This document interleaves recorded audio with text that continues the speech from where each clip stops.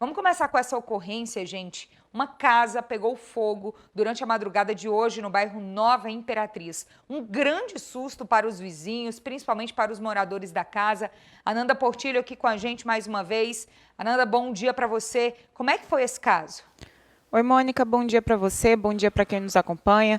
Olha só, essa casa fica localizada na rua São Paulo, ali no bairro Nova Imperatriz. Segundo as primeiras informações do Corpo de Bombeiros, esse incêndio começou em uma despensa. O fogo teria se alastrado nesse cômodo da casa e depois ele acabou sendo também espalhado para outros lugares nessa casa. E aí as imagens que a gente tem, Mônica, mesmo filmadas de longe, elas chamam muita atenção. Verdade. Por causa da quantidade de fogo, das chamas, e a noite tornou tudo ainda mais monstruoso. Então foi muito assustador para quem mora ali por perto e quem presenciou essa ação. O Corpo de Bombeiros disse que, por enquanto, ainda não tem um indicativo final do que pode ter causado esse incêndio, do que pode ter começado esse fogo, mas que vai realizar uma perícia, né? A perícia já foi pedida pelo próprio dono da casa, e aí só depois, com a conclusão dessa perícia, é que vai ser possível indicar como esse fogo começou.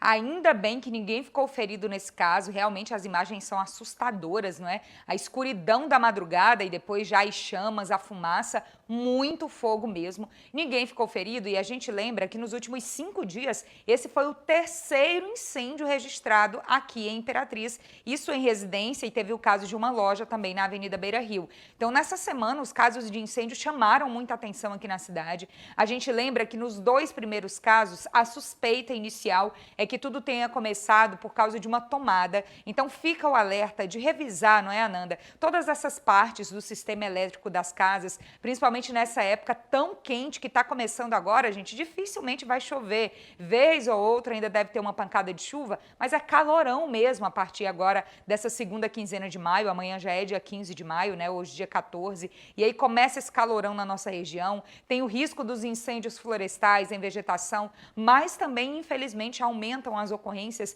de incêndios em casas. Terceira ocorrência parecida em 5 dias aqui em Imperatriz. É de ficar muito preocupado, não é, Ananda? Pois é, Mônica, é importante revisar não só a fiação da casa como um todo, mas também os próprios equipamentos elétricos que estão ligados na tomada, ou então, às vezes, a sobrecarga de uma tomada com vários equipamentos elétricos, com aquele dispositivo que a gente chama de T aqui, né, que acaba conectando vários outros dispositivos em uma mesma tomada, e tudo isso pode sobrecarregar. Esse é um alerta que é feito há anos pelo Corpo de Bombeiros sobre o perigo de se sobrecarregar a rede elétrica das casas e o perigo de que isso cause curto-circuito.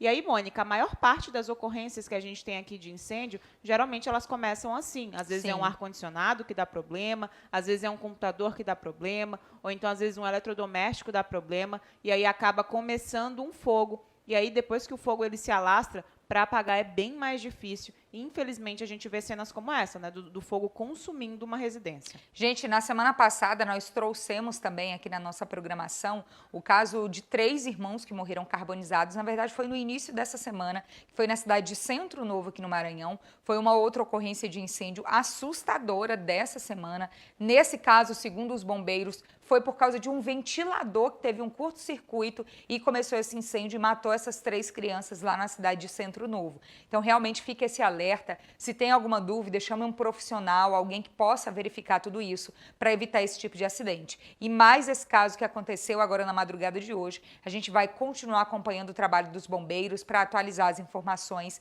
para quem nos acompanha, para quem está em casa.